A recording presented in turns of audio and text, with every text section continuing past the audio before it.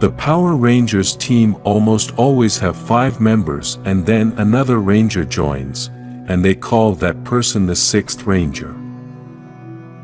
After several years in the franchise, it no longer matters how many Rangers are in the team. When a new Ranger arrives and is different from the rest of the group, they call him the 6th Ranger. The difference of the 6th Ranger from the rest of the group is several things, but not all 6th Rangers have all these requirements. The 6th Ranger sometimes has a different uniform. They also have unique and powerful weapons. They also sometimes have a different morpher than the rest of the group, and they are almost always lone rangers who arrive at the right time to save the situation. The Megazords of these Rangers can fight alone, and sometimes they can combine with the Megazord to form a more powerful machine. I want to start with a Ranger a little controversial because it's a very different case from the other Rangers. I'm talking about Jason as the Golden Ranger in Zeo. This power was used by 2 different people, Jason and Trey. In this case I am going to name Jason since I really liked his participation, and it was what made the Golden Ranger so outstanding.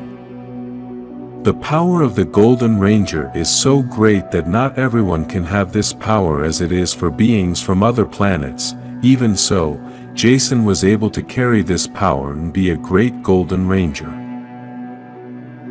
The Golden Ranger's weapon, the Golden Power Staff, is a very powerful weapon that can be used for melee battles, throw energy, be used as a morpher, and can also enlarge the Ranger to fight giant enemies. In addition, this staff is also used to transfer the Golden Ranger's powers to other people. Basically, it is a multi-purpose weapon. This other 6th Ranger is the newest of the franchise, and he is the last Ranger of Dino Fury. Ian is a Ranger who was already part of the first Dino Fury team but was asleep in a capsule and was awakened by a Morphin Master. This is why he arrives at the end to join the rest of the new Dino Fury team. But he arrives with many problems. In the past, the Dino Fury Rangers had problems, and Ian was not happy with Zyto's leadership. This is why when he comes to the new team, he wants to be the leader. Even so, Zyto proved that he is the leader and that he can lead the team to victory. So, why choose this 6th Ranger? This Golden Ranger can learn from his mistakes, mature, and move on quickly. He has unique abilities and can also be the leader of any Ranger team, as he has slowly been able to learn and mature. This Ranger's weapon, the Mosa Blaster, is also his morpher and has a very futuristic design despite being a Ranger from the past. Another 6th Ranger that everyone loves is Trent, the White Ranger from Dino Thunder, who has a very similar story to Tommy Oliver, as he started out as a villain and then became part of the Ranger team. This Ranger has one of the most amazing costumes in the entire history of the franchise and has always been loved by the fans. He was a Ranger who had many difficult situations, but despite all that he was strong and managed to be a great 6th Ranger. This Ranger is a great example of the Dino Thunder team having 4 Rangers and Trent being number 5, but still being recognized as a 6th Ranger. The next 6th Ranger is Eric Myers, who is known as the Quantum Ranger. We can start by saying that he has the best nickname in the entire franchise, Quantum Ranger. He grew up in a poor family where he had to fight for everything and became resentful of those born with a silver spoon in their mouth. Although many do not understand this character, I think he had to fight against everything to earn his place. He is even the only Ranger to have dual recognition, as he is recognized in the franchise as both a 6th Ranger and a Red Ranger. His recognition as a Red Ranger we were able to see in the Forever Red chapter, which was only created for the Rangers who were officially Red. In addition to all this, Eric has one of the most powerful weapons in history, the Quantum Defender.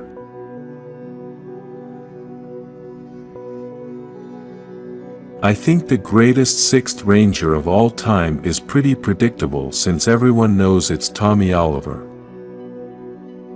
The first 6th Ranger in history and the only one who has transcended to being the leader of several teams. Tommy Oliver started out as the 6th Ranger in Mighty Morphin as the Green Ranger, who started out as a villain and then joined the Ranger team. After that he became the White Ranger and leader of the team, replacing Jason, who is considered the best leader ever by many fans. When Tommy started, he was a great threat to the Rangers, even almost destroying them. As an ally of the Power Rangers, we could see that he was an important piece in the team, as he was willing to share his Green Ranger power with other Rangers to help them heal or continue in battle. As a Green Ranger, Tommy had his Dragon Dagger, which he used to fight melee or to summon his Dragon Sword. This sword is very powerful and was a great ally in the team, as he helped defeat many enemies. Then, Tommy stopped being the 6th Ranger and was leader of several teams as a White, Red, and Black Ranger. In all that time he had very powerful weapons and was one of the best leaders of the franchise. We recently talked about Power Rangers helmets, and in that video, I said that the helmet and the costume are two very different things, as we have seen that there are awesome helmets, but the costume is terrible. This is why we should separate these two things, as it also happens the other way around. In this video I am not going to talk about specific suits, since almost always, the suits are the same for the whole team and the only thing that changes are the colors and the helmet. This is why we are going to talk about the seasons with the best costumes. Without mentioning those special Rangers, we will only talk about the basic equipment. This is going to be a video based on my personal taste, and as I always say, everyone has different tastes, so leave in the comments which are your favorite costumes. I'm going to start with the costumes I like the least and finish with the ones I think are the best costumes of the whole franchise. The costumes I didn't mention is because I think they are terrible to mention in this video. We can start with Zeo, which has an Egyptian and pyramid style. This costume is quite simple but has a round design on the neck which looks like an Egyptian necklace like that of a pharaoh. It then has the same design on the chest, but in the shape of a triangle, which gives it a touch of a pyramid. It also has several details in gold details and a belt of the same color. These suits combine very well with the helmet, and despite being so simple, they still stand out anywhere. We can now continue with the samurai, and I'm talking about the first season, since the costumes changed in Super Samurai and I didn't like that design very much. The samurai costume matches the style of the series very well, and the black lines on the chest give you the feeling that you are looking at a real samurai. I really like that the pants are black, as this changes the idea of having a full suit of the same color, and this makes it more interesting. Another important point is that the boots are the same color as the upper body. The gold belt matches very well with his sword, and the best thing is that it is a very simple detail since there is no gold color in the other parts of the suit.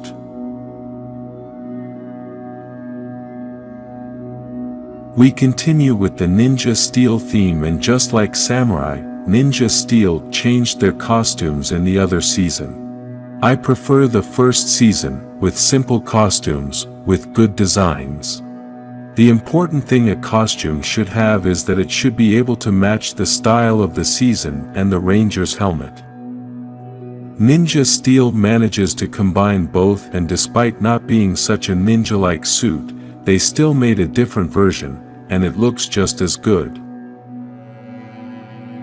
The ninja star drawing they have on the chest is the best thing about the suit. Another thing they made different is that the costume of the two women is different from the men. This is something interesting, although many may see it as something of inequality. Even though I am not a fan of caped heroes, I can admit that I really like the Mystic Force costume. This costume, like Ninja Steel, was given a slightly different touch between men and women. The men's is a full-body suit with the same color, and the women's only covers the upper body and has white pants. Even so, the colors of these costumes made them a little different, because if we look closely, we can notice that these colors are brighter. The design with black and gold lines looks spectacular, and the belt design looks great too. The cape doesn't look good, but the part of the cape that covers the chest is the best part of the costume. The SPD costume looks very much of the future, and this is something that blends very well with the series since everyone knows it is made in the future. I really like that this is one of the few suits that doesn't have the color gold and they used silver. We can also see that the gloves are short and are not like almost all the other suits that almost reach the elbow. I really like that they fit the theme of the season very well, as they have the police logo all over them. The most impressive thing about this suit, and it is something that some people don't realize, is that on the chest each ranger has a different number. It's good to know that nowadays they are still creating good costumes, because I really like the Dino Fury ones. This suit has that triangle on the chest that we can compare with the teeth of a dinosaur.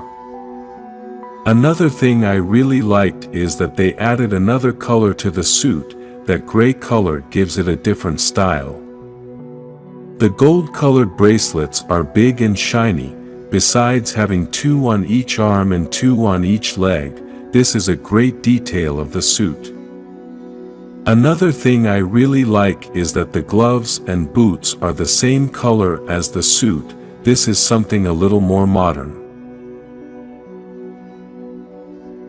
Dino Thunder's costumes can confuse anyone, as it looks like a very simple suit with many triangles on the sides.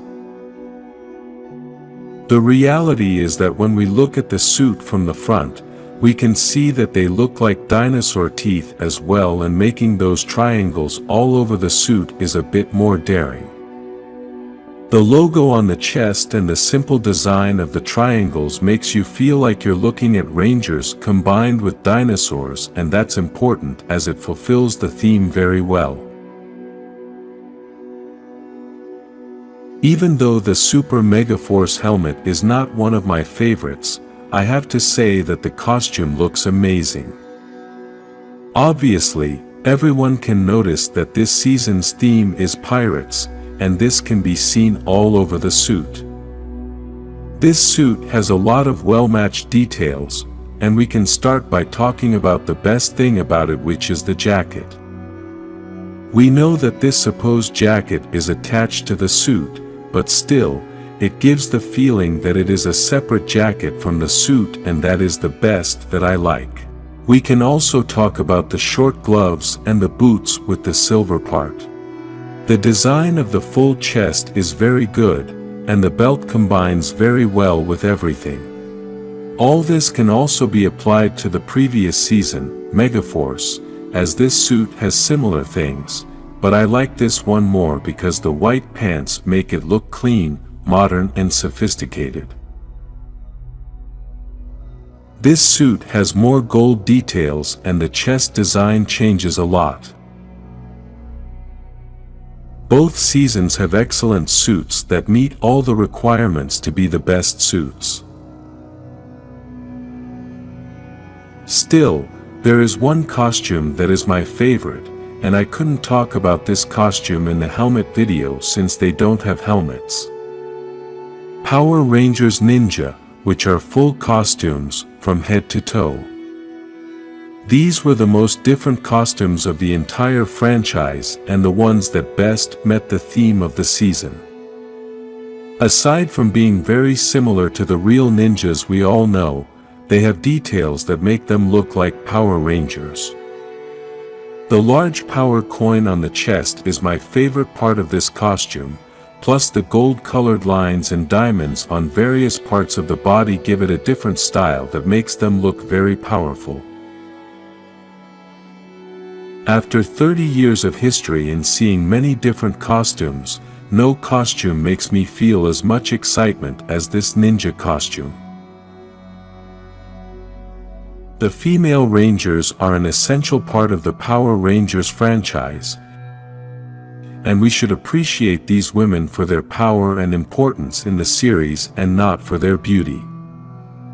I have seen many channels making videos arguing about which is the most beautiful Ranger, but I prefer to look for other attributes like power, strength, intelligence, importance, and many other things that make a female Ranger stand out. As I always say, these videos are about each person's taste, so leave in the comments which are your favorite female Rangers. Remember, we are not talking about beauty, but other attributes. We can start with Z, the Yellow Ranger of SPD, who has the power to multiply herself and make several copies of herself. This Ranger was the one who helped the Omega Ranger when he was little so that he could be part of the SPD Academy and not be part of the villains. This Ranger has always wanted to help the weakest because before being a Ranger she was dedicated to steal from the rich to give to the poor.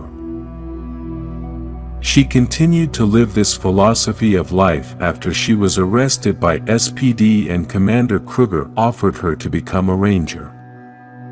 She jumped at the opportunity because she knew that from that position, she could help more people. I want to continue with a very strong Ranger, and that is Izzy, the Green Ranger of Dino Fury, who has the strength to fight for her beliefs. When she started being a Ranger, the first thing she did was to take off a part of the suit that made her feel uncomfortable, and then we see that she has a very different style to the stereotype that has been created of a female Ranger. Izzy has also defended her love relationships and her very different way of thinking in any situation. In addition to this, the power and speed that this Ranger has is incredible in battle. We have been able to see that in many battle situations, when Izzy arrives, the Rangers have won the battle as the elements she brings are just too good. Another Ranger we should mention is Gia Moran, the Yellow Ranger of Megaforce, who is a very intelligent and powerful woman. She has a lot of knowledge about all the Rangers and is a person who seeks perfection. She is very good in combat and always wants to win, as she is known as Miss Perfect. This is because she is very strict in everything she does and always wants to do everything in the best way to make everything perfect. This Ranger is part of the Megaforce and Super Megaforce, and as we talked about in the previous video, This is one of the best costumes there is in the entire franchise. Gia is so important in the franchise that she has appeared in different video games and episodes outside the franchise like Street Fighter Showdown, where she also appears with Tommy Oliver. The next ranger is Karun, or better known as Astronema, and although it is something a little controversial, but we must understand that you have to be very strong to go from being a villain to being a ranger. Astronema became the Pink Ranger in Lost Galaxy and is one of the most passionate rangers in the entire franchise, since her dream was always to be a Power Ranger. She takes her role as a ranger very seriously and is very determined to be a hero and help others. We all got to see the power she has when she was Astronema, and with this we can know how much power she has inside her. Many experts and writers of the series have said in several interviews that this ranger is one of the best characters in the whole franchise. The White Ranger of the Alien Rangers, Delphine, is the leader of that team and one of the most prominent female rangers in the franchise. Let's start by saying that she is the first female leader to appear in the TV series, as previously the teams were led by men. As many already know, the alien rangers live underwater, and when they came to land, they must stay hydrated, but the strength and endurance that this ranger has is so great that she can resist out of the water longer than all the other rangers in her team. This ranger's leadership is so great that, despite being the only woman in her team, she still became the leader. One choice that is going to create a bit of controversy is Lauren Shiba, as she appears in very few episodes, basically only 5 episodes, but this is the main reason for choosing her as one of the best rangers ever. If you are a person who can create a big impact in a very short time, then imagine what you could do if you appeared much longer. Lauren took command of the Super Samurai team and became the first woman to replace a man as a team leader.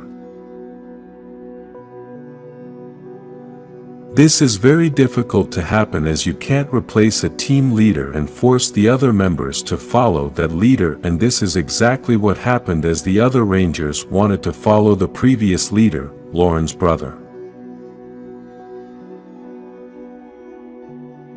What they didn't know is that previously the real leader of the Shiba clan was Lauren, and she was the best fighter, as she had perfected the ceiling symbol.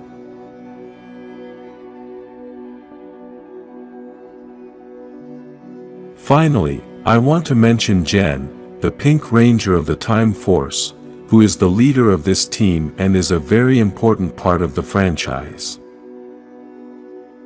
First, we have to start by pointing out that her team in the year 3000 was almost done with all the crime and had to fight one of the most powerful villains in the entire history of Power Rangers. She is the only Pink Ranger who has been the leader of a team and one of the few Rangers to appear and be an important piece in appearances outside the franchise, such as comics, video games, and other things. She is a determined, intelligent, and powerful enough to lead one of the strongest teams in the entire franchise. All of these female Rangers are very valuable in the franchise, and we should admire them for their qualities and not for their physical appearance. Let's start with the Rhino Blade from Power Rangers Jungle Fury. The important and amazing thing about this weapon is that it is also a morpher. It starts from a simple wooden bracelet and then becomes a morpher and transforms the person into the Rhino Ranger. This powerful weapon is a combination of morpher, blaster, and sword with which you transform, fight long distance, and melee. The Rhino blade has destroyed entire platoons with just a few small missiles coming from the fingers. In its sword form, it can be used in various ways such as spinning and turning the Ranger into a living circular lock to give several quick cuts and finish off with a powerful final cut. Black Ranger Power Axe from Mighty Morphin Power Rangers. This weapon, besides having a very sharp and powerful cutting blade, can also be used as a power cannon. The power of this axe is so great that it is the initial and main weapon in the Mighty Morphin Power Cannon. Its energy is of such magnitude that it can wipe out entire battalions and as the main source of energy in the power cannon. We could say that it has also wiped out many monsters with just a little help from the other weapons. The Fire Smasher from Power Rangers Samurai. A sword that starts out normal-sized and turns into a giant sword with incredible power.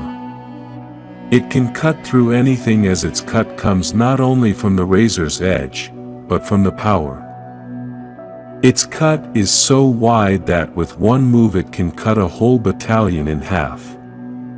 In addition to this, it turns into a cannon with the discs of the other Samurai Rangers cutting through any enemy that gets in the way. Another way it can be used is with an additional disc to get two Fire Smashers and create a sword party and cut enemies into several pieces. There are powerful blasters, but the Quantum Defender from Power Rangers Time Force is one of the most powerful. This powerful blaster can blast almost anything with such an impressive speed that it won't give the enemy time to react. In addition to this, it is not only a blaster, but it also turns into a powerful long sword that will cut enemies in half. The best thing about this weapon is its size and portability. Being so small, it is easy to carry and can always accompany the Ranger and be ready in less than a second. Another powerful weapon is the Magna Blaster, or also known as the Magna Sword from Power Rangers Lost Galaxy. This sword is not just any sword. Starting with its great power and impressive cuts, this great sword transforms into a machine gun-style blaster that with a single reload shoots several times with just one pull of the trigger to annihilate one or more enemies at the same time. When taken out of its scabbard or case, it is a powerful sword, but while in its scabbard or case, the handle is bent to transform it into a very powerful blaster. If we talk about different powers, we must talk about the Snow Staff in Power Rangers Mystic Force. This long stick formed by a snowflake on the tip had the power to freeze the opponents. After they were frozen, you could do whatever you wanted with them. Although it may not seem extremely powerful, it really is, because being able to neutralize your enemy and then do whatever you want is the best advantage anyone can have over their opponent. We are used to a weapon being just a sword or a blaster, but we also have Rick from Power Rangers SPD. This robotic canine becomes a blaster that destroys everything in its path, in addition to many other utilities that he had in his first update. When the second update was made, he could connect with the Red Ranger's armor, proving that the dog is still man's best friend.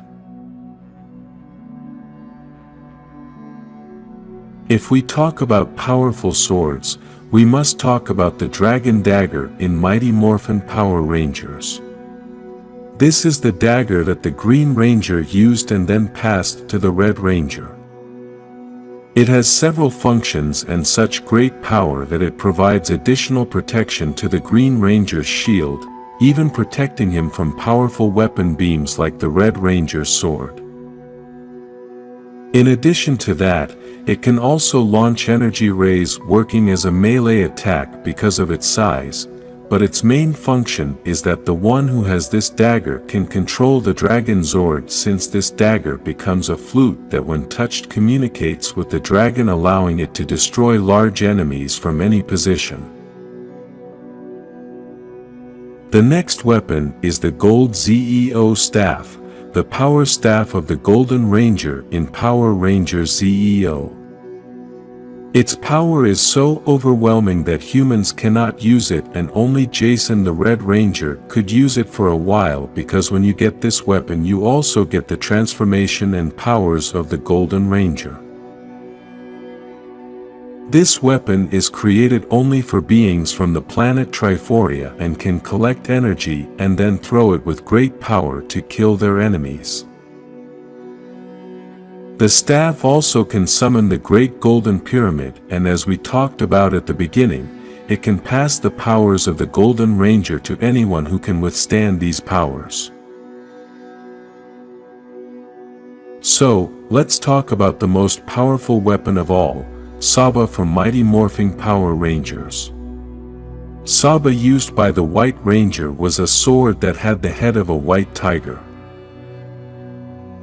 The most impressive thing about this sword is that it had a life of its own, and that's why at first Tommy and Saba had some problems, but then they formed a great team.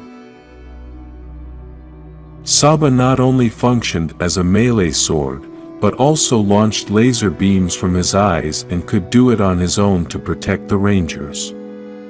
In addition, it controlled the White Tiger Zord, which was the Zord of the White Ranger. The most amazing thing is that he was not only a common weapon for any battle, he was also a mentor who gave Tommy advice and can arrive at any time to save the situation. The Power Rangers is a franchise that has 30 years of history and has many curiosities and secrets that some are already well known, but others are only known by the most fanatical fans of the franchise. Write in the comments how many of these curiosities you already knew. Let's start with the most famous of all, the origin of the Power Rangers. Many people who are not very close to the series think that Power Rangers is an original story from the United States, but the reality is that this franchise is an adaptation of another series that comes from Japan called Super Sentai.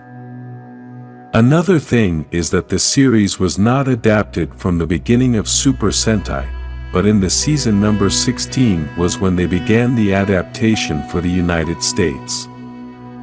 Despite being an adaptation, it really has many changes, since in America only the action scenes are used when the Rangers have their suits on, but the whole story has to change in order to create a story that is more adequate for the American culture.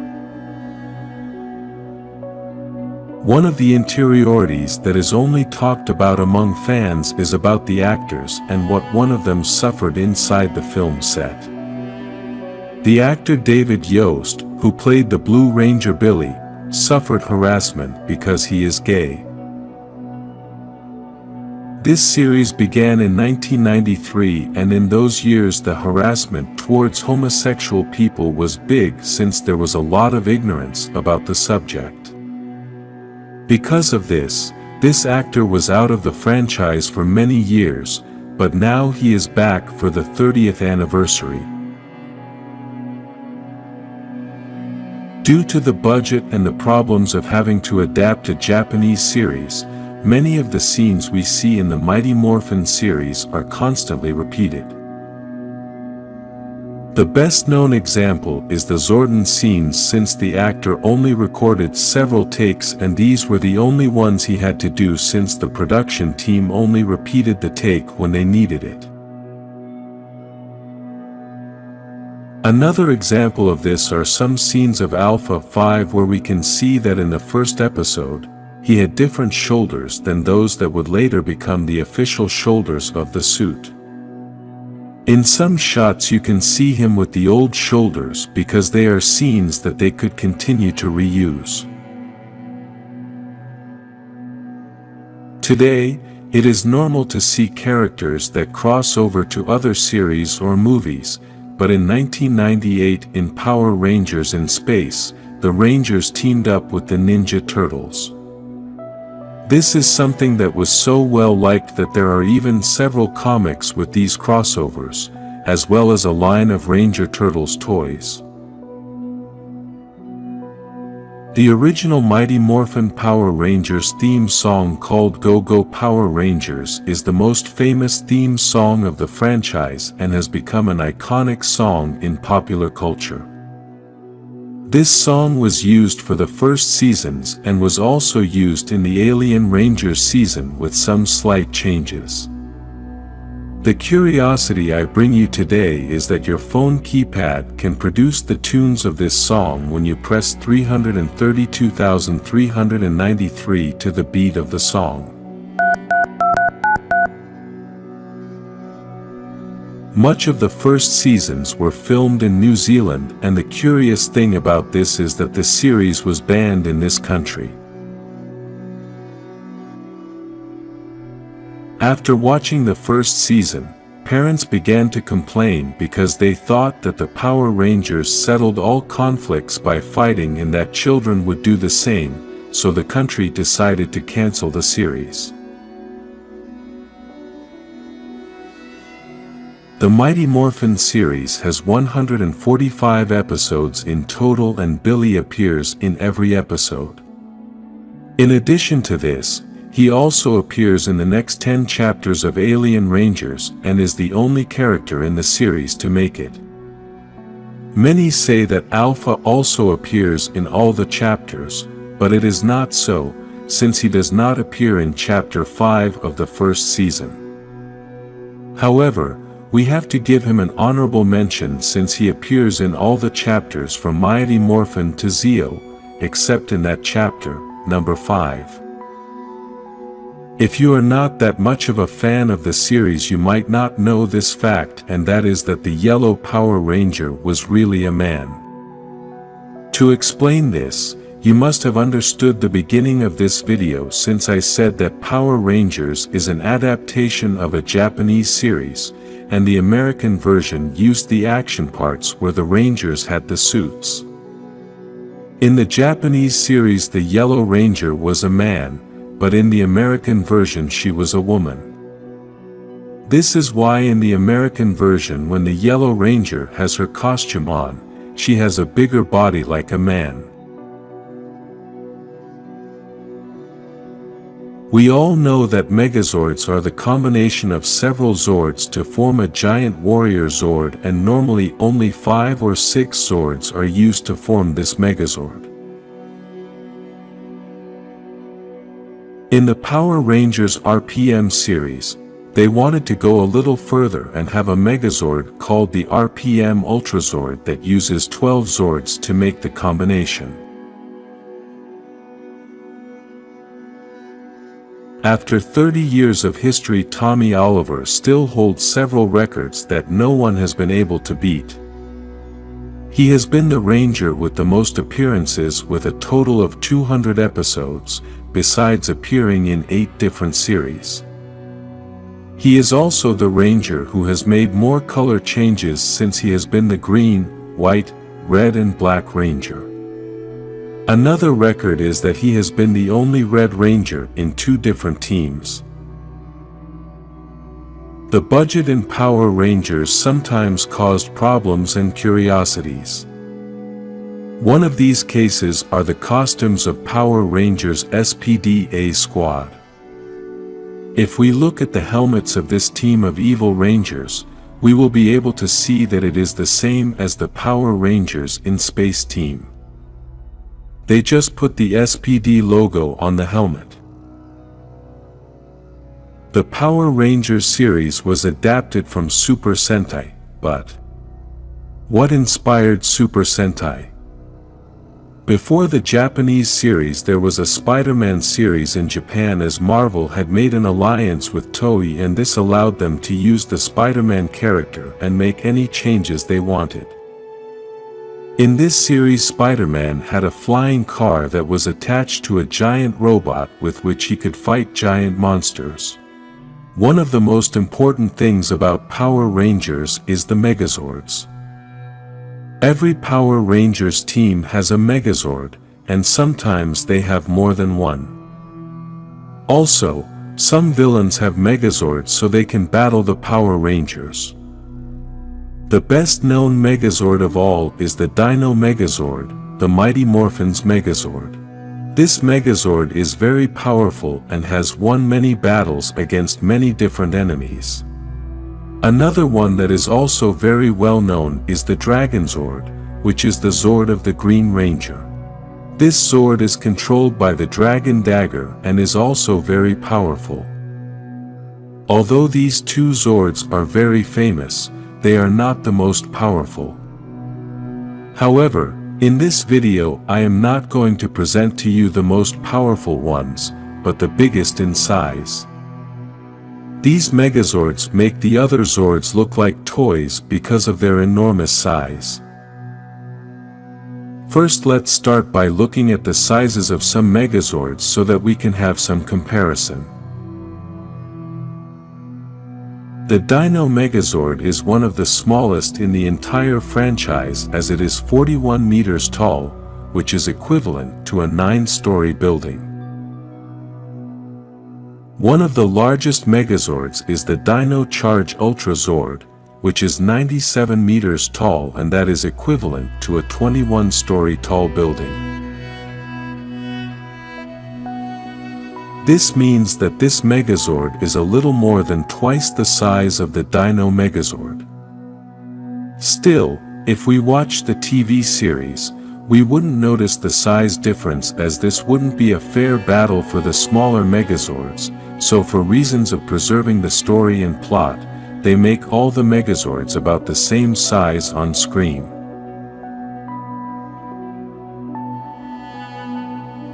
Sometimes we may see that the Dino Megazord is even bigger than multi-story buildings, because in reality the comparison we make of the size of the Megazord and the buildings doesn't matter to the audience. This has only been important on very few occasions when they want to show that there is a giant Megazord, and today I am going to talk about two huge Megazords.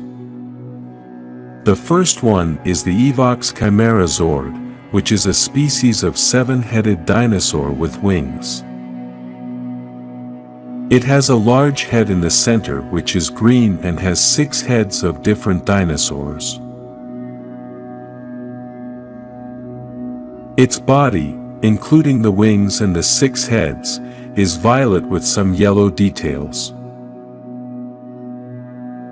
Although this monster looks real, it is really a machine like any other Megazord. The measurements of this Megazord are not exact, but Jason compared it to the next Megazord that we are going to talk about later. Chimera shoots energy beams from its 7 mouths, and they are so powerful that they could take out any Ranger team. These heads spin around like clock hands, so this complicates things when it's throwing its beams all over the place. Due to its large size, it clearly possesses very great strength. Another thing we can highlight is the durability, since they needed the power of 3 Megazords to be able to defeat it. If we look at the image, we can see the great size he has, since these 3 Megazords measure less than 50 meters and look like toys next to this monster. Even so, the size of this Megazord does not surpass the largest in the history of the franchise. Serpentera, a well-known Megazord which belonged to Lord Zed. This Megazord is 345 meters tall, which is equivalent to a 77-story building. If we make a comparison with a famous place, This Megazord is a little bigger than the Eiffel Tower. Serpentera is a dragon, which also has a very long tail. If we add the tail to its height measurement, then Serpentera is 500 meters long, which is equivalent to a 111-story building. This size can be compared to Taipei 101 in Taiwan, which is just over 500 meters and has 101 floors. Despite its large size, Serpentera was not invincible because it had a great weakness, and that is that it needed a lot of energy to activate, and that energy was spent quickly. This is why it never won the battles, even though it could have done it in a very easy way. In addition to its large size, Serpentera launched lightning bolts from its mouth and could also fly. The last time we saw this giant was in the episode Forever Red, where we can see Cole ramming the dragon through its mouth, as that was its weakest point. This caused the destruction of Serpentera and was a bit disappointing as the size difference was wrong in proportion. If a ranger had entered Serpentera's mouth, it would be like a human eating a grain of rice. Although this monster no longer appears on television, in the comics it returned alongside Lord Draken. Somehow Draken had obtained this giant Megazord and used it in the final battle against the Rangers. Serpentera destroyed several Megazords effortlessly and was a real threat, unlike the TV version, which was only impressive because of its size.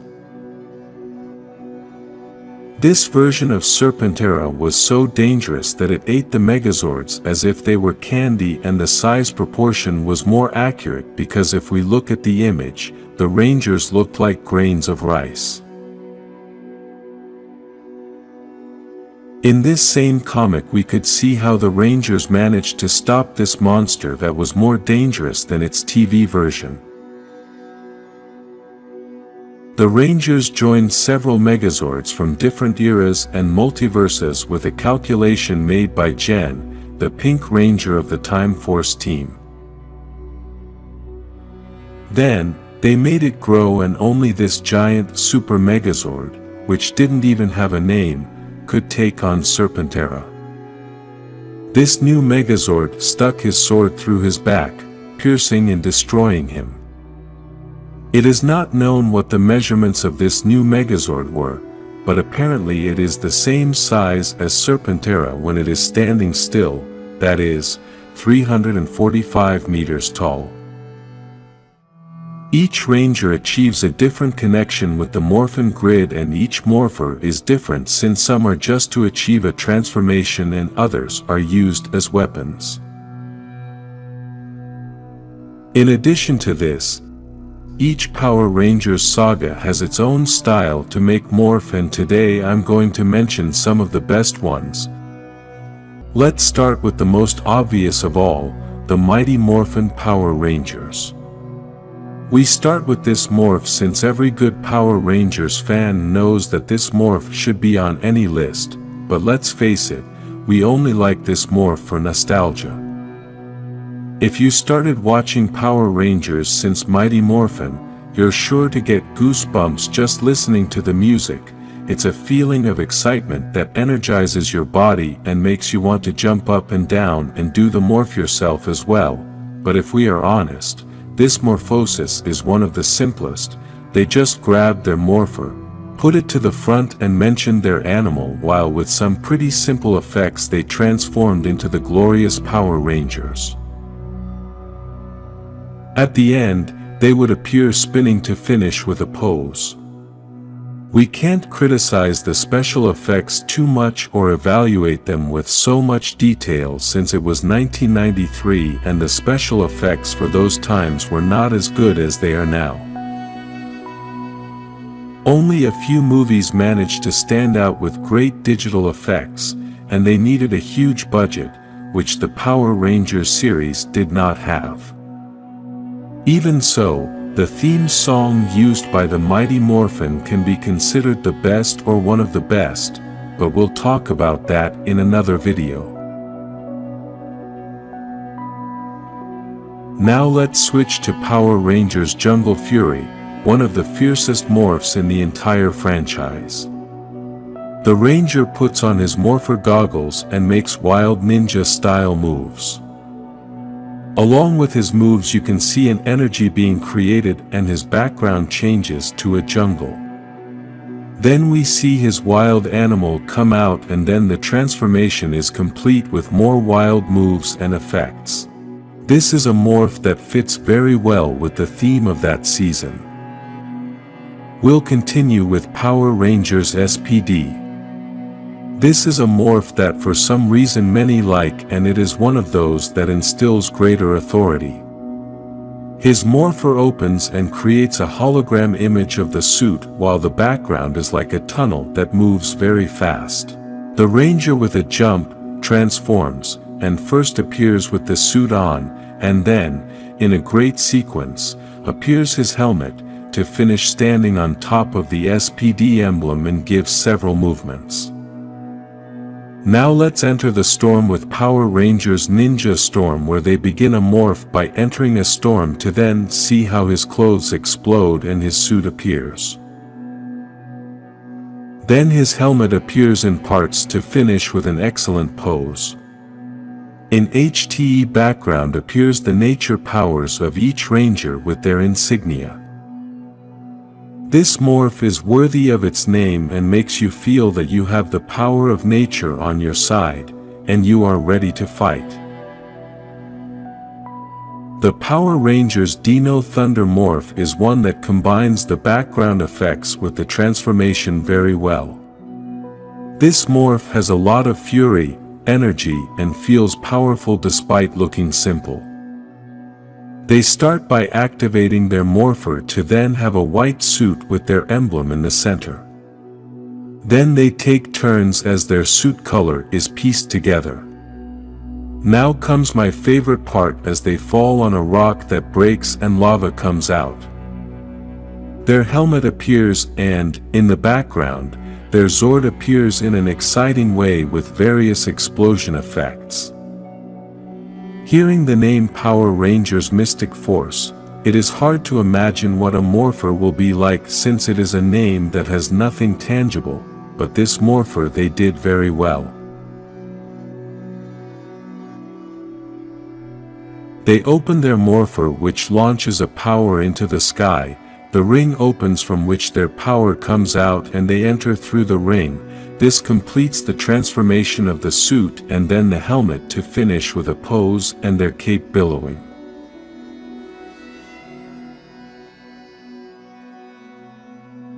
Now, we need concentration as we will become Power Rangers Samurai who use their morpher to write their symbols in front of them and then appear in a background with many symbols floating around.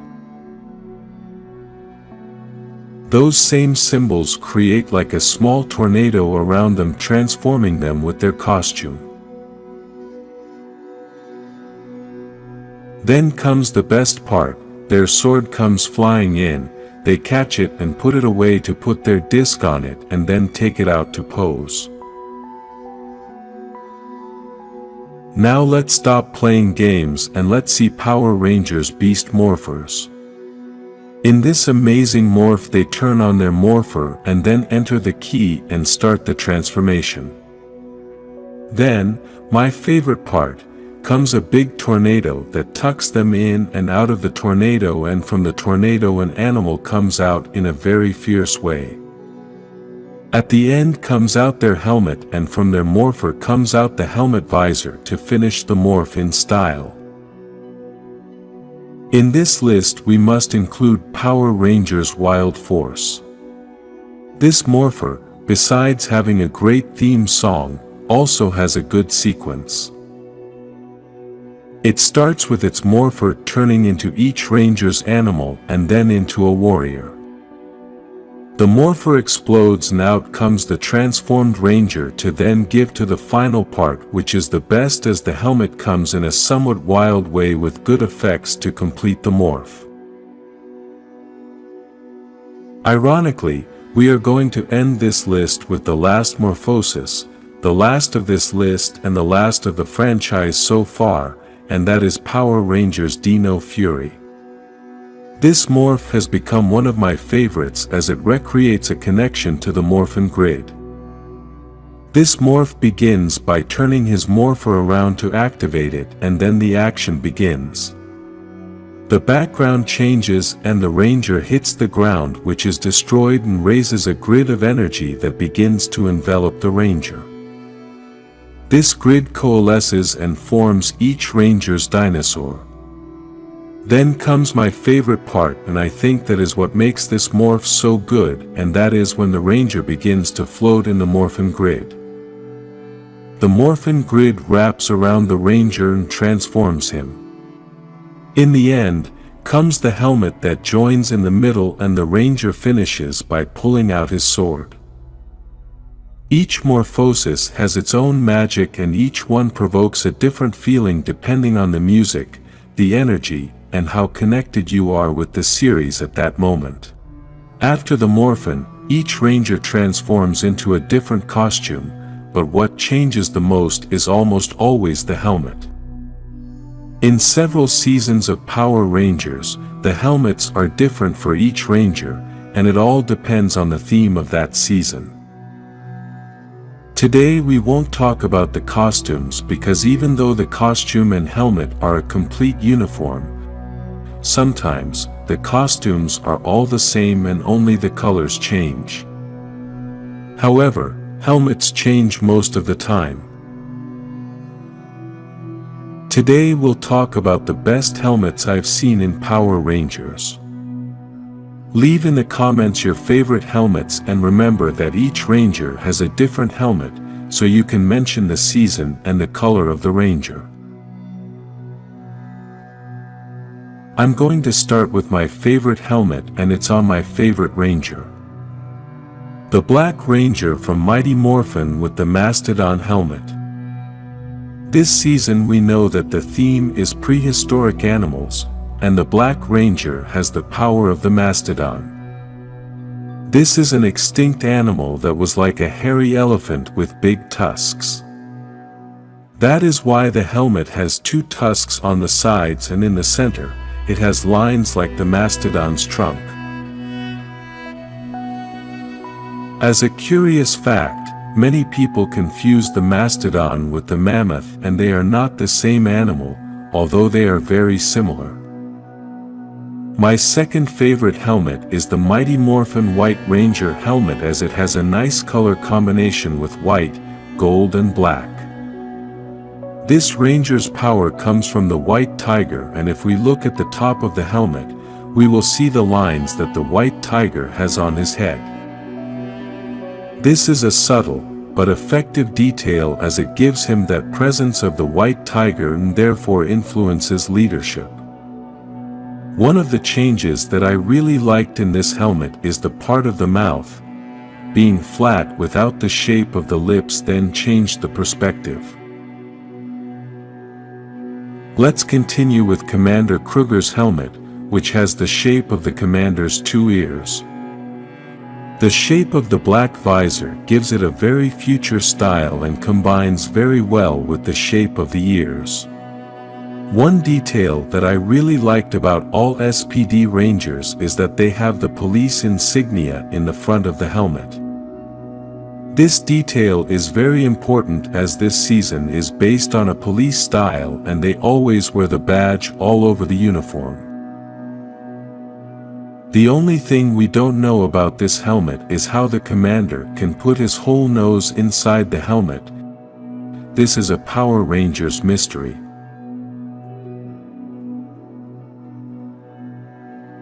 Another amazing helmet is the Dino Thunder White Ranger helmet, which has a fierce style. The theme of this season was dinosaurs, and that is why the style should be with many cuts and lines to look like dinosaur markings. Even though this helmet is quite simple, it has something that makes it spectacular, and that is that the visor of the helmet is red and has an incredible shape. Another thing is that it has a wing on the top that is very similar to those of your dinosaur. From this same season we must also mention the Black Ranger, and basically for the same reasons. In this case the helmet is black with golden details. In the Jungle Fury season there are two Rangers that have very striking helmets that carry the name of the series very well. The Purple Ranger and the Red Ranger, both of which have a very wild design and make you feel like you are inside the jungle. The red one is a simpler helmet with only two colors, yet the lines and design look great. Also, the red and black colors are colors that make you feel empowered and something very wild like the theme of the season. The purple one has a design on the sides that makes the helmet very different from the others, plus it has a combination of three colors. Explaining these designs is a bit complicated, but just looking at them is enough to know that they are very good. Finally, the season that had the best helmets was Power Rangers Wild Force. This season has 6 Rangers and 4 of those Rangers have spectacular helmets. We can start with the Black Ranger's helmet that has a very similar design to his animal. The Black Ranger's power comes from the bison, a very large and powerful animal with small horns. The bison is dark in color and so it suits the Black Ranger. Plus the helmet also has the small horns of the bison. Those little horns give it a very different detail than all the other helmets in the franchise. Next is the Red Ranger helmet, which has the power of the lion. What I like most about this helmet is that when we see it face to face, we can see the lion's gaze, and that causes intimidation to the enemy. We can see the yellow eyes, nose and fangs of the lion in the visor of the helmet. The colors of this helmet are very simple, but its design is so good that it doesn't need to have many colors to look amazing. After that we have the Silver Ranger helmet, which has the power of the wolf. Just like the Red Ranger design, this helmet we can also see the look of the animal, but here we have a mix of colors that makes the helmet look modern and wild at the same time. The ears, the fangs on the helmet visor and the red eyes also causes intimidation to the enemy. Finally, the White Tiger is repeated, and the White Ranger of this season has one of the best helmets in the history of the franchise, and the impressive thing is that even though it has an animal that was already used in the series previously, even so, its design was spectacular. In this helmet they use again the lines of the tiger's head, but the pink color gives it a special and feminine touch. The big yellow eyes stand out very well in the design, and the silver jaw gives it a very wild touch as well. When the Power Rangers series started, all the Rangers were human, but over the years this has changed. Now, there are many different Power Rangers, and some are even further away from our human normality. Let's not talk about the villains or the mentors, since we know that almost all of them are beings from other worlds. In this video, I only want to mention the Power Rangers that appear in the TV series, since in the comics it is something very different because they can draw anything. We can start by saying that normally humans give orders to dogs, but in Power Rangers SPD there is a dog that gives orders to humans. Commander Kruger, which is a human-shaped dog that comes from planet Sirius. All the inhabitants of this planet are like Kruger, with a skin full of scales like snakes and some differences. Males have longer ears and their skin color can vary between blue, purple or red regardless of gender. Some of these inhabitants may have dreadlocked hair like the commander's wife had. Although Kruger speaks like a human, when angry he can make noises like a dog. The inhabitants of planet Sirius were the founders of SPD. Unfortunately, their planet was destroyed by Emperor Grum. Kruger and his wife are the only known survivors so far in the TV series. Although Kruger is the mentor of SPD, he also becomes a Power Ranger, and that's why I mentioned him in this video.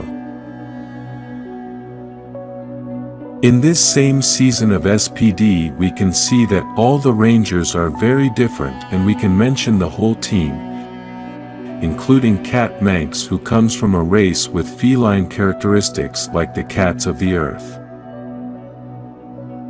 The weirdest thing is that we can see that a dog and a cat have fought together as Power Rangers. Still, for me the weirdest one is still the Omega Ranger, since he doesn't even have a real body. The Omega Ranger comes from the future, and due to time travel, his body became a floating sphere of light. When the Omega Ranger morphs, so he has a body, but he must stay with the transformation. Like the entire SPD team, B Squadron, the Omega Ranger named Sam also has powers. These powers come from experiments Cat Manx was doing on the parents of all these Rangers. Continuing with the list, we can mention two brothers who are very different from the other Power Rangers. Andrus and Astronema, who come from planet KO-35, and both were Rangers in Power Rangers in Space. The weird thing about all this is Astronema's story, as she was a villain, but also became a Power Ranger. When she was little, a villain named Darkonda took her somewhere else, and Ecliptor raised her. Because of this, she only learned bad things and became one of the worst villains in the franchise. Astronema was Dark Spectre's lieutenant. Basically she was inside the organization of the worst villains in all of space. Even so, when her brother realized that she was his sister, he did everything he could to get her out of that mess. One of the things Andrus did was to turn her into a Power Ranger, but this only worked for a very short time. Then when Andrus destroyed Zordon, the energy that came out purified Astronema and turned her into a good person.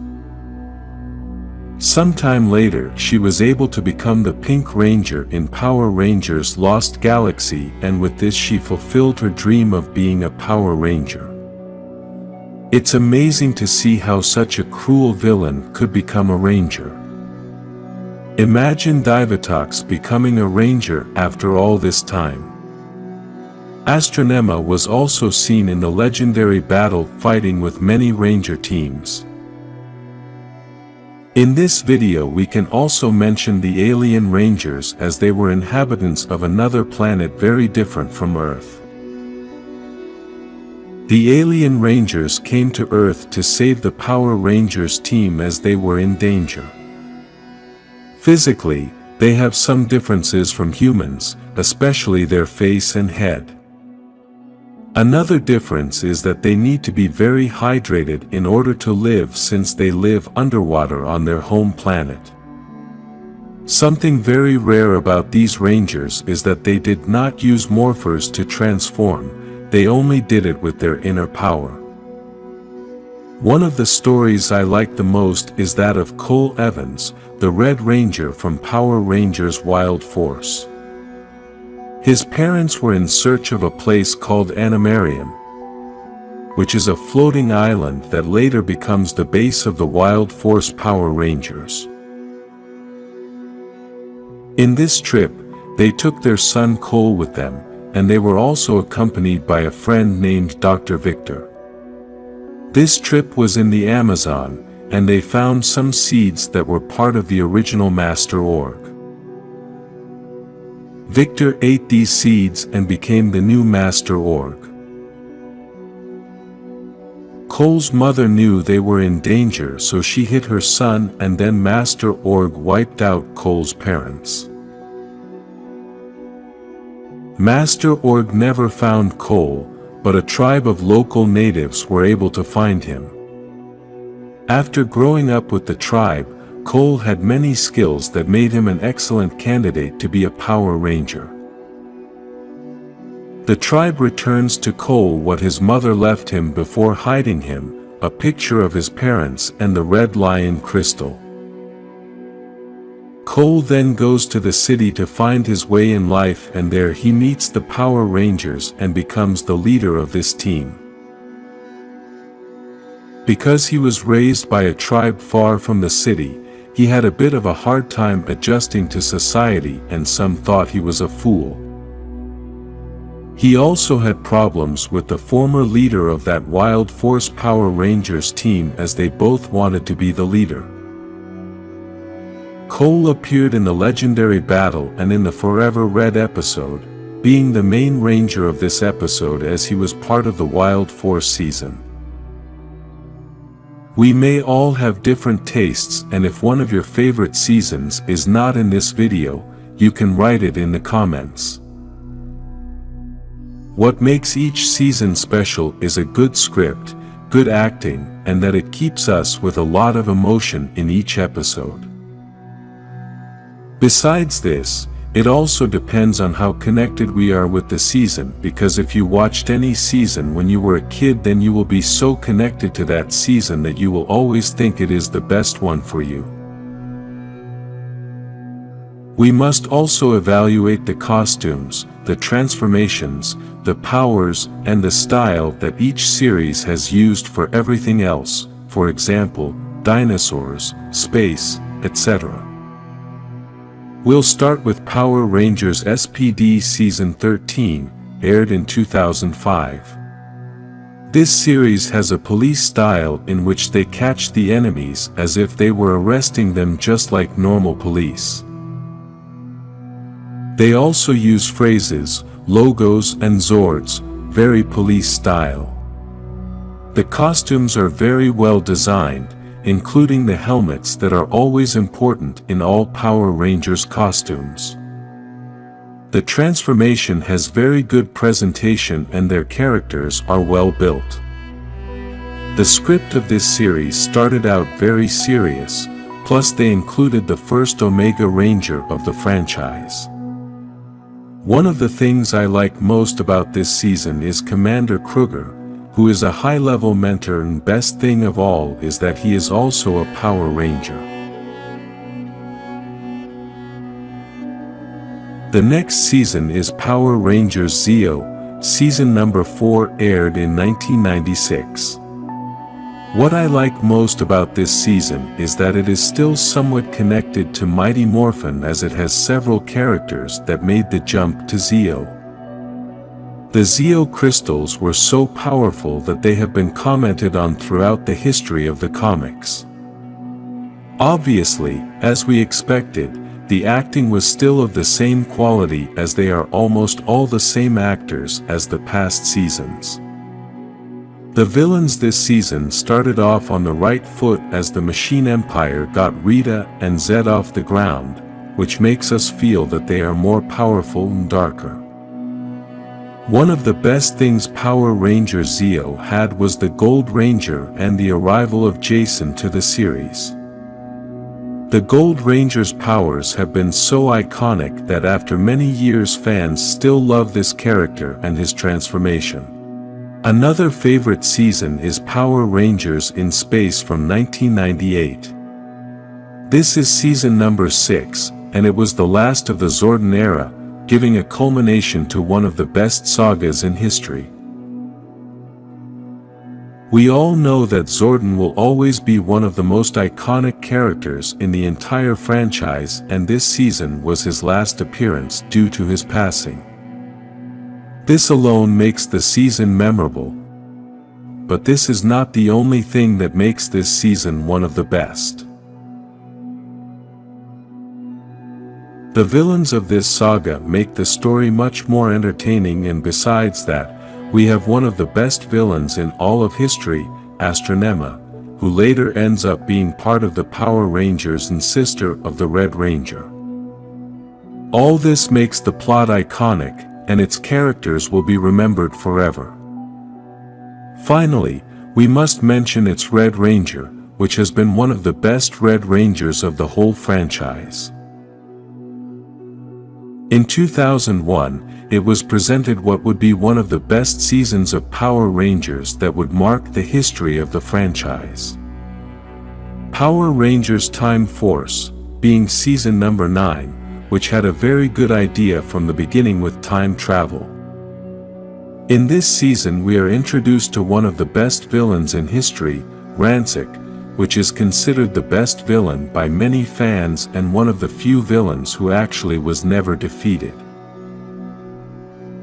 Time Force was able to make history because even though Wes is the central protagonist, it is the only series that has a female Pink Ranger as the leader.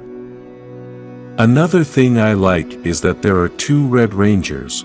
One is Wes, who is the main Red Ranger and is considered one of the best Rangers in the franchise. The other is Eric, the Quantum Ranger, who is the 6th Ranger this season and one of my favorite Red Rangers. Although the costume design is very simple, the helmets have been iconic since the visor is the same color as the costume and not black like the helmets in all the other seasons. I know there are many who are not going to think the same, but for me the best season is still going to be the first one, Mighty Morphin Power Rangers. This is not only due to nostalgia, but it is the series that started it all and marked history forever. It premiered in 1993, and after 30 years of history, fans are still asking for the characters to reappear in the current series, and as many already know, this will happen in the new season in 2023. Mighty Morphin has many advantages in its favor, for example, being the first, then, it wasn't going to seem like a repeat of some other Power Ranger series. We can also say that it had the best Red Ranger of all time and the Ranger who has appeared the most in the entire franchise, Tommy Oliver. Both Rangers have been key to the franchise and are 2 icons after 30 years of history. To this we add that his mentor, Zordon, was a revolutionary character for that time, since the appearance of his face inside a glass tube was something innovative at the time. In addition, Zordon marked an era being the best mentor of the entire franchise and remembered by all Power Rangers fans. Although Lord Zed appears later, he is still connected to this season, and we all know that he is one of the most recognizable villains of the entire franchise. Each person has their favorites that marked their life, since it all depends on when you started watching Power Rangers. Normally the first season we see is the one that makes the biggest impact on us, and that is why Mighty Morphin will continue to be the favorite of many, regardless of the script, the mistakes, or many other things that could have been improved. But we must give them credit that it was the first series in America, and they started in a way that marked every step they took. Red Rangers have almost always been the leaders of the various Power Rangers teams. Many have natural leadership and superior skills, as taking control of a team takes a lot more than just calling in the Megazord. This list is based on my opinion, as each of us feels a different approach to each Ranger. Leave your favorite Red Rangers in the comments. Over the years multiple Red Rangers have appeared, and while all have proven their bravery, they can't all be on this list. We must start with Tommy Oliver, who, although he has not been the best Red Ranger, is still a legendary Ranger. Tommy has twice held the position of leader as a Red Ranger. First it was in Power Rangers Zeo where he had his first opportunity as a Red Ranger, proving that he could lead the team with a great power such as the Zeo Crystal. Then he had another chance as the Red Ranger in Power Rangers Turbo. This time he was not in the whole season and had to give up his power, but in the short time he was there he proved that he was still an excellent Red Power Ranger. The reason why Tommy is not in first place on this list is that both moments of being the Red Ranger were not his best moments. Tommy is best remembered in history for being the Green and White Ranger. He is even more remembered for being the Black Power Ranger in Dino Thunder. We continue with Carter Grayson from Power Rangers Lightspeed Rescue. While Lightspeed Rescue is not one of my favorite series, I have to say that Carter deserves to be on this list. Carter has the attitude of a classic superhero who will do anything to save a life. He is able to break the rules and even risk his own life to save others. He has a noble soul and is a great firefighter with passion. One of the things we should point out about Carter is that, despite being a noble man, he is also a very strict leader, and that is why everyone respects his leadership. Part of being a leader is knowing how to recruit, as you must have the ability to see the talent in other people and recognize who can be that person you need. This was demonstrated when Carter is the one who starts recruiting all the Red Rangers for the Forever Red battle. The next Red Ranger is Cole Evans from Wild Force Power Rangers. Although Cole initially had a hard time adapting to the modern world because he was raised in the wilderness by a tribe, he still had the ability to adapt and learn what he needed to be a great leader. Because he was raised in the middle of nature, he developed a natural ability. He had great agility and very good reflexes. Despite having lived such a hard life without his parents, that didn't stop him from excelling and becoming a Red Ranger by nature. We must remember that Cole was the one who destroyed Serpentera, Lord Zeed's giant Zord, in the Forever Red episode. Next on this list is Eric Myers, the Quantum Ranger. Although some may not consider him a Red Ranger just because he is not the leader of a team, he really is, and this is demonstrated by his appearance in the Battle of Forever Red. Eric is the only sixth Ranger to be a Red Ranger and to be part of a team that already had a Red Ranger. Even though he had a bit of a cold personality, he would show up at the most needed moments and help save the day. Moreover, he is one of the Rangers who carries one of the most powerful weapons in the entire history of the franchise. Eric strongly desired to be accepted as a Ranger, and this caused him to prove his bravery on more than one occasion. One of the few women to be a Red Ranger was Lauren Shiba from Power Rangers Super Samurai. Being the first female Red Ranger carries a huge responsibility, as it represents so much more than just being a Red Ranger. For years men have been the Red Rangers and team leaders, and very rarely has a woman led a team and been a Red Ranger at the same time. On top of this, Lauren carried the burden of her brother being the previous leader, and the loyalty of the team was divided, which added another level of difficulty to the matter. Lauren had to earn everyone's respect and prove that she could be a great leader and one of the best Red Rangers ever. The power she has is incredible and her leadership is unquestionable. In the penultimate position, I must mention Andrus from Power Rangers in Space. Andrus managed to escape from villains like Divatox, Lord Zed, and Rita Repulsa. Besides this, he had to fight against very powerful villains like the Psycho Rangers, Dark Spectre, and Astronema. Andrus had the hardest mission of all history, and that was to sacrifice Zordon to save an entire galaxy. This mission, although it may seem easy, is actually the hardest of all. Imagine that you must take the life of your mentor by his own orders.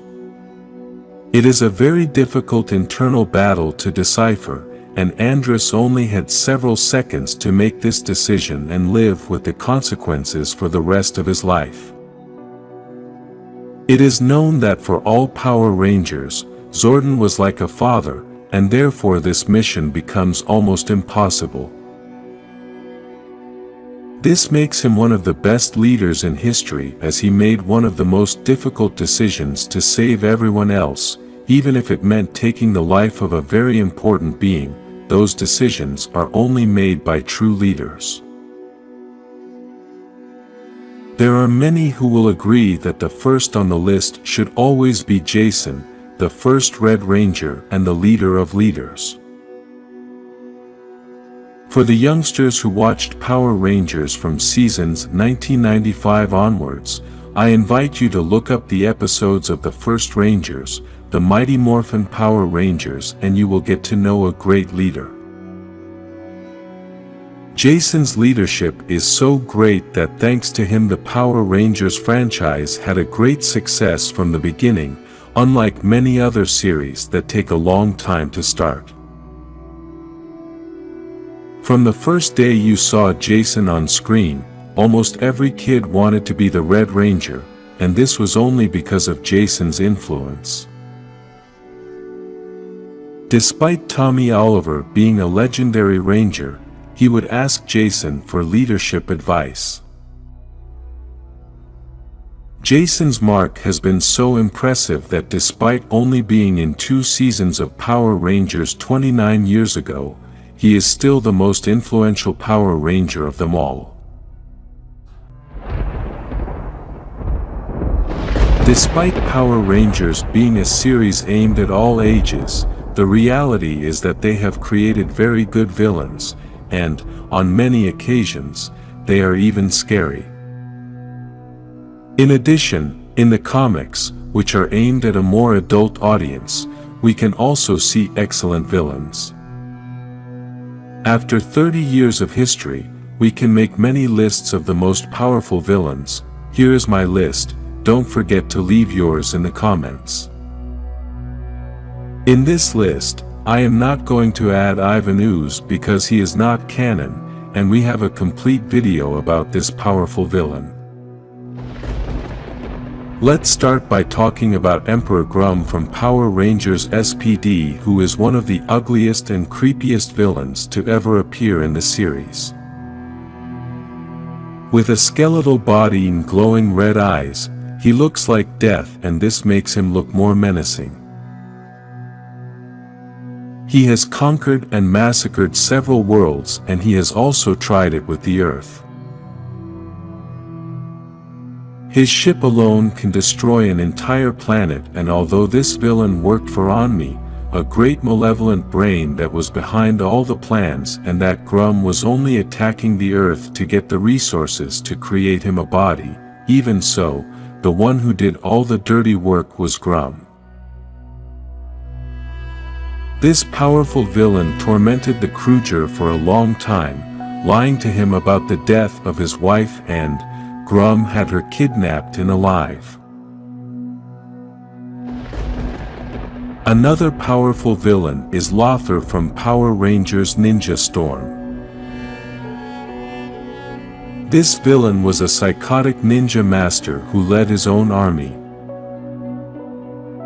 He aimed to destroy all the ninja academies so he could be the one and only ultimate dark ninja master. He was so insane that he kidnapped students from the ninja academy run by his brother and turned his brother into a guinea pig. Although the series shows a fun, goofy, fourth wall breaking Lothar, this villain was really a psychopath who was capable of anything, including killing the parents of the Thunder Rangers. His greatest attribute is his personality, which can confuse you as he pretends to be a good and gentle person when he is a villain with no feelings or remorse. Let's move on to a more well-known villain, Divatox, a space pirate who has a war with the Power Rangers Turbo. This villain may fool you with her pretty appearance, but she is actually rotten inside. Although she may not look like such a powerful villain, she is the only villain who was able to defeat the Power Rangers in the TV series. This villain is in search of fame and wealth, which is why she roams the universe in a galactic submarine plundering worlds to quench her thirst for greatness. This pirate participated in the kidnapping of Zordon and was in charge of hiding him in different worlds while his powers were taken away. One of the most famous and powerful villains is Lord Zedd. He is the villain who controlled Rita for many years, although he later married her.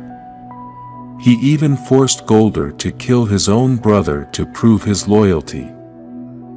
This villain is so powerful that he managed to destroy the Power Rangers' Zords, in addition to kidnapping several of them and nearly destroying them. His physique is very scary because he has a burned body with metallic bones and a mask with a red crystal, plus he carries a cane which helps him to channel all his power.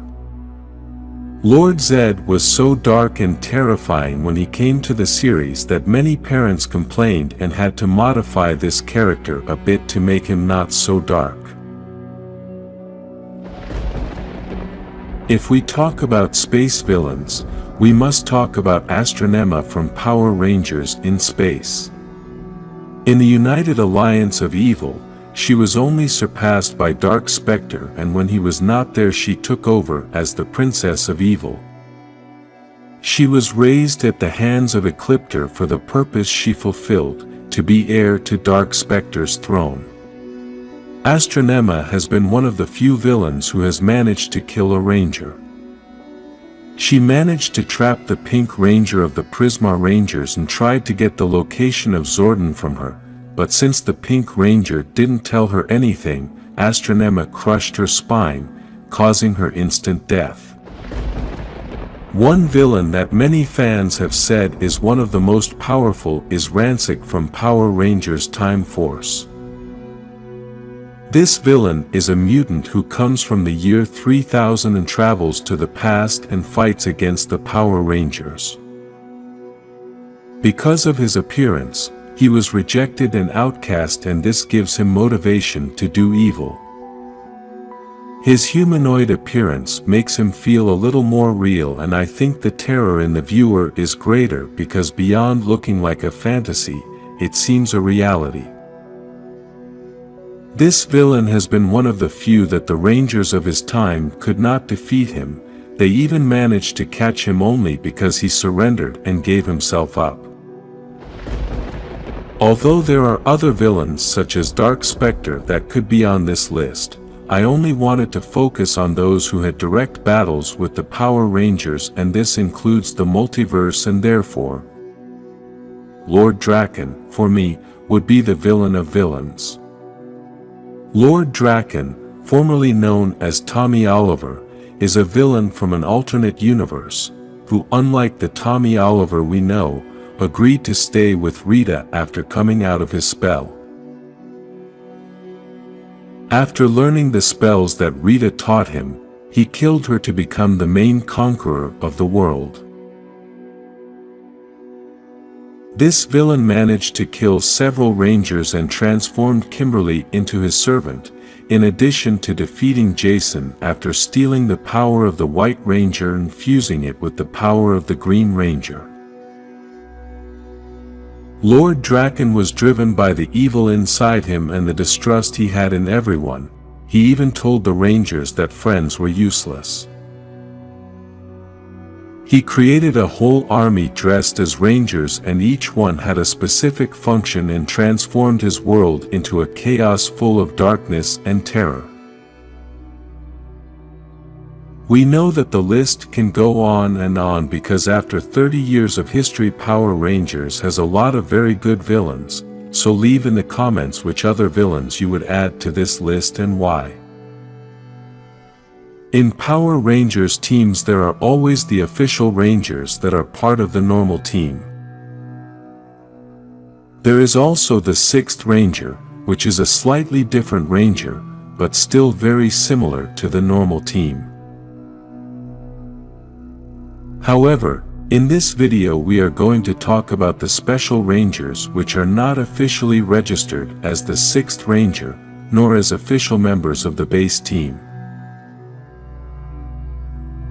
These Rangers can sometimes join the team in some battles, sometimes they are very different physically, and sometimes they just appear to give extra help. I want to start with Jungle Fury, which does not have an official 6th Ranger, but has several Special Rangers. Let's start by talking about Robert James, the Wolf Ranger, who wears the color purple and is the mentor of the Jungle Fury Rangers. Robert is the son of the Shark Spirit Ranger, which we will talk about later. Robert was not sure about following his father's teachings and looks for another master to teach him martial arts and then becomes the master of the new Power Rangers.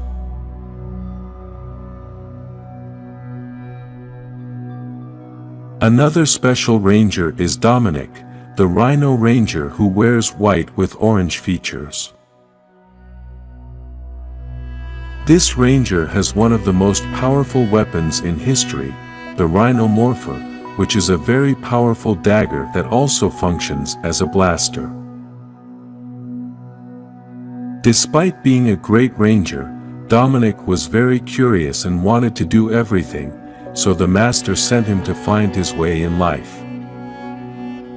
He is even the only ranger in Jungle Fury who does not become a master at the end of the series. Even so, Dominic is ranked as one of the best students and one of the most powerful Rangers in the series.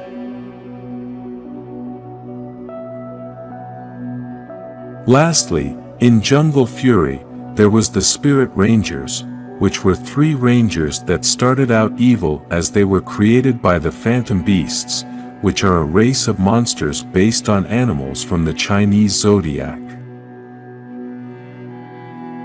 These Spirit Rangers were controlled by crystal eyes and were later released, which allowed the 3 main Rangers to summon the Ranger of their respective previous masters. The Red Ranger could summon the spirit of the Light Blue Ranger, the Shark. The Yellow Ranger could summon the spirit of the Green Ranger, the Elephant, and the Blue Ranger could summon the spirit of the Black Ranger, the Bat.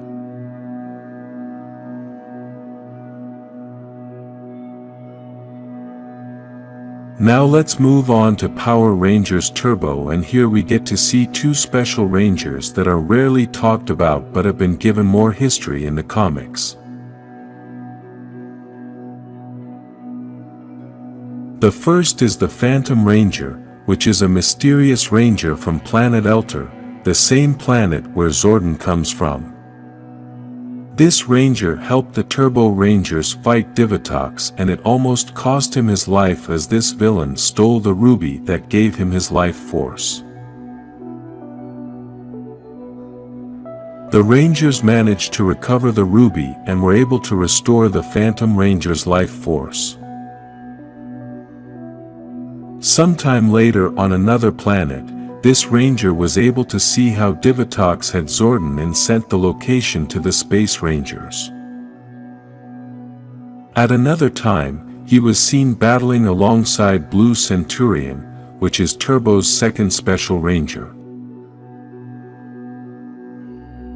This ranger is an intergalactic robotic police officer from the future and a great ally in Power Rangers Turbo. Many are not sure if this robot can be categorized as an official ranger, yet he has his own Zord and Power Ranger key. The Blue Centurion was sent from the future year 2205 to 1997 with the message that the United Alliance of Evil is going to conquer the universe in the year 2000.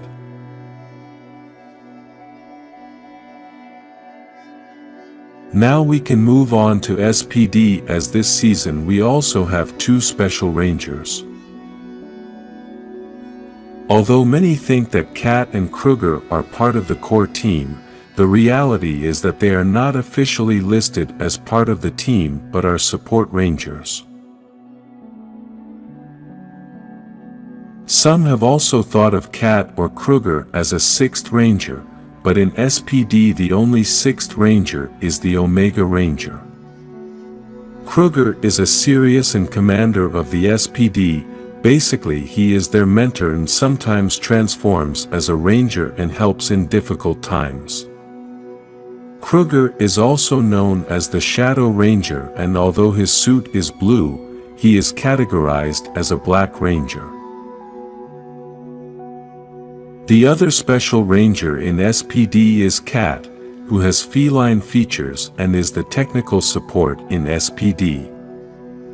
Kat is a true tech genius, but she also demonstrated fighting skills, and this is why she became a ranger. Unfortunately, this only happened once, but her participation and her costume were so cool that all the fans have remembered her forever.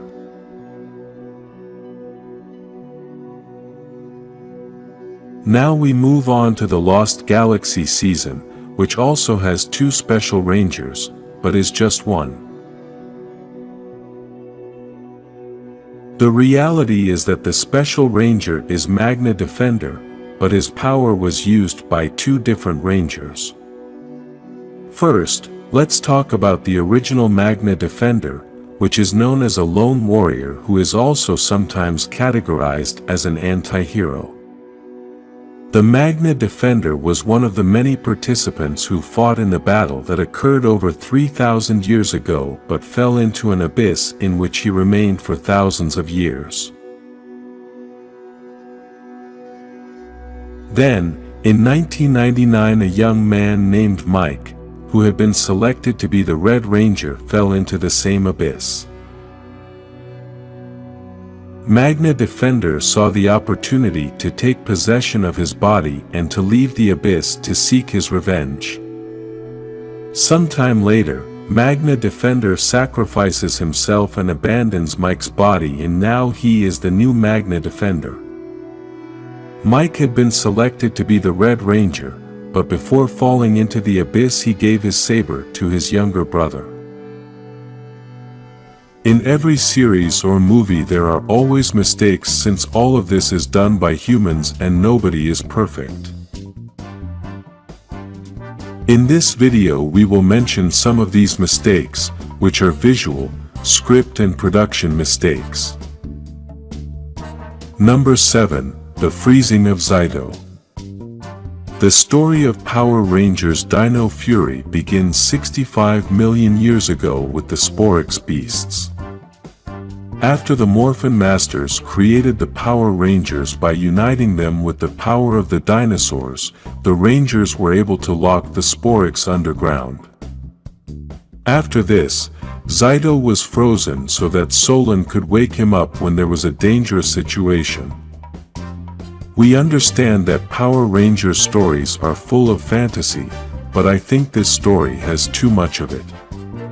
In movies we always talk about freezing chambers, but I think this is the first time a body has lasted 65 million years frozen. Besides this, at that time on Earth there wasn't the technology to create this kind of thing. Still, let's assume that the Rangers managed to have the technology to accomplish all of this, so what did Solan do for 65 million years? This must have been a very boring life, and even though we know that Solan is basically a robot, still, it's unlikely that a robot would last that many years functioning. Number 6. Serpentera in Forever Red. In the anniversary episode number 10 we can see Serpentera, Lord Zedd's giant Megazord.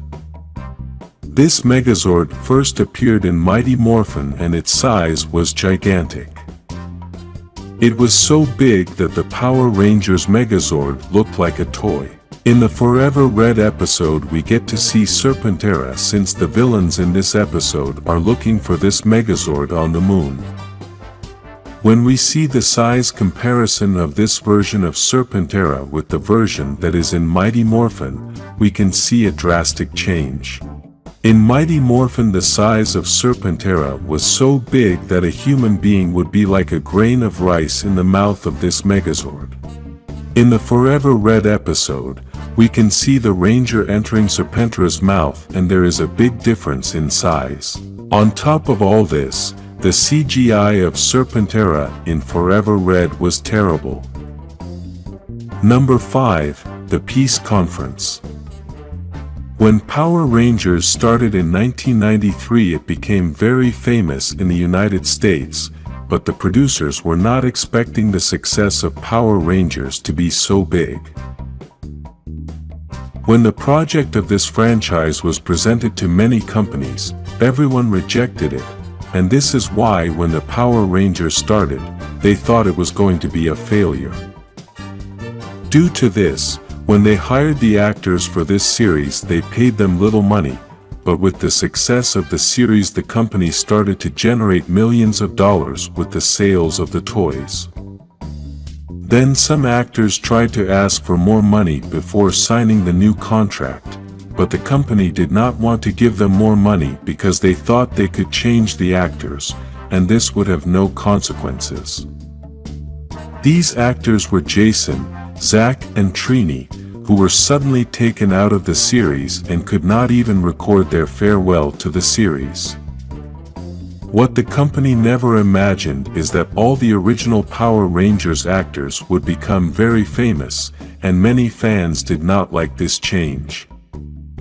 It is very likely that, if the company had left these actors in the series, they would have possibly earned more money and the series would have been even more famous.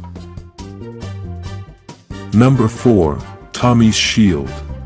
This is a visual mistake, but for many years I had this doubt because in some moments I could see that Tommy's shield looked strong and resistant, but in other scenes it seemed to be made of a very soft fabric. Researching a little I found that when Tommy has the ugly shield those are the scenes created in the United States since the production had so little budget that they did not create a shield equal to the one in Japan. Today, we can see that the times Tommy appeared in other seasons he was with the Japanese shield, a shield that looks resistant and made of high-quality materials.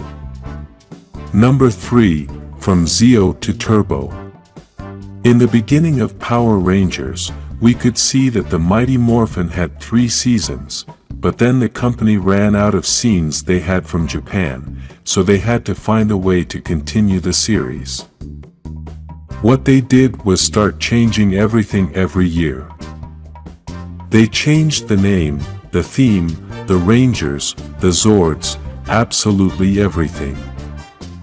The difficult thing about these changes was to get the same fan enthusiasm from one series to the next because sometimes the changes are difficult for some people.